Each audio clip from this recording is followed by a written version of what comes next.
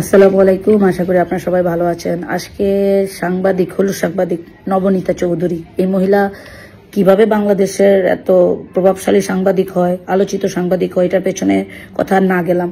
তো এখন যেটা নাইস অ্যান্ড অ্যাট্রাকটিভ, তো যাই হোক, এখন যেটা সে আজকে দেখলাম যে আমাদের বাংলাদেশ সেনাবাহিনীকে নিয়ে কটাক্ষ করে কথা বলছে এবং সেনাবাহিনীর শান্তি মিশনে যায়, তারা বাংলাদেশের শান্তি রক্ষা করতে পারে না ইত্যাদি মিথ্যা ন্যারেটিভ তা দাঁড়ান করানোর চেষ্টা করছে।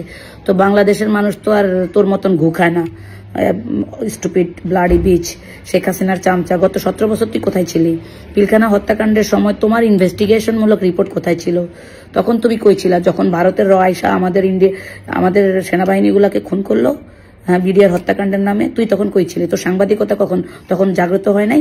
32 নম্বর যখন ছেলেপেলেরা মানে ধ্বংসস্তূপে বানাইতে গেছে তখন তোর কষ্ট হয়েছে না? তখন তোর পশ্চাতের মধ্যে জয়লা উঠছে।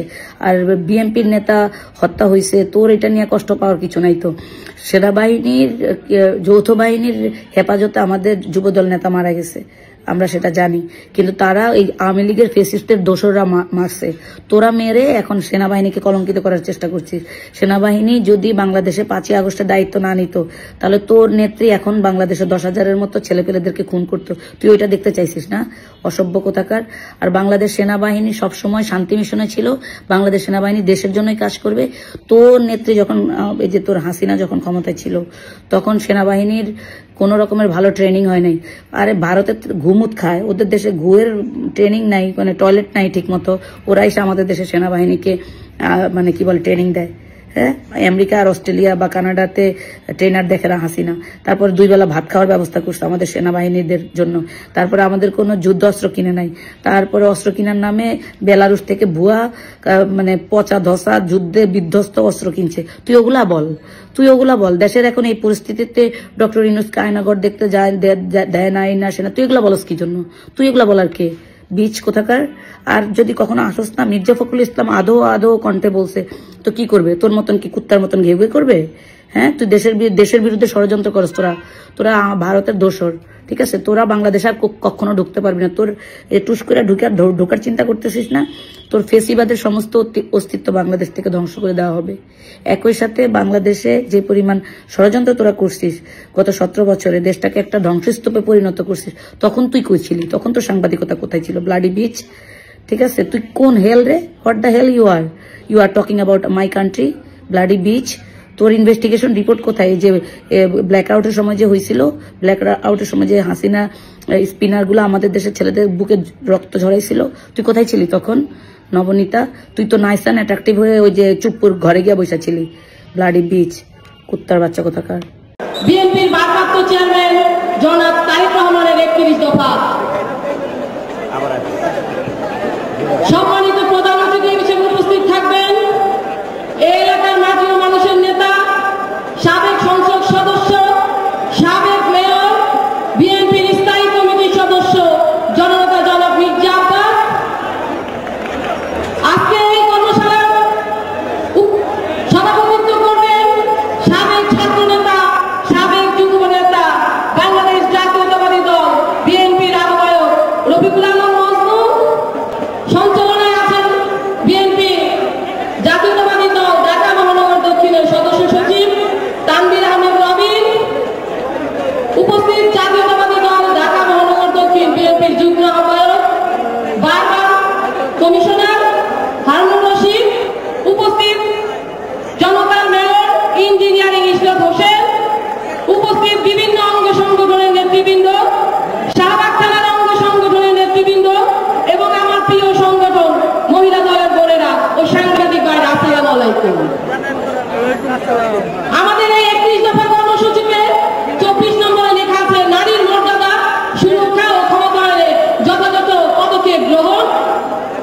22 নম্বরে লেখা আছে শহীদ বুদ্ধিজীবীদের রাষ্ট্রীয় মর্যাদা ও স্বীকৃতি প্রদান। যুবকদের জন্য লেখা আছে কর্মসংস্থানকে অধিকার দিয়ে আধুনিক উপযোগী যুব উন্নয়ন নীতিমালা প্রণয়ন, বেকার ভাতা প্রবর্তন করা, সবার জন্য স্বাস্থ্য ও সর্বজনীয় চিকিৎসা ব্যবস্থা কার্যকর করা। আমরা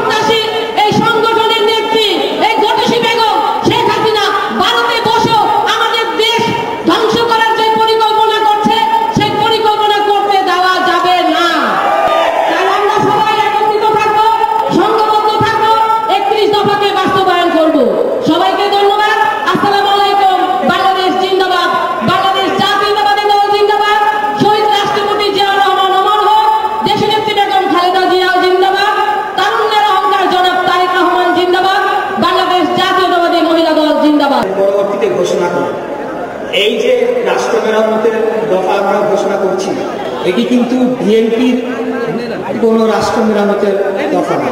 এটি বাংলাদেশের জনগণের, বাংলাদেশ রাষ্ট্রের প্রয়োজনে, রাষ্ট্রের জন্য এই 31 দফা ঘোষণা করা হয়েছে। এটির প্রয়োজনীয়তা কেন হয়েছে?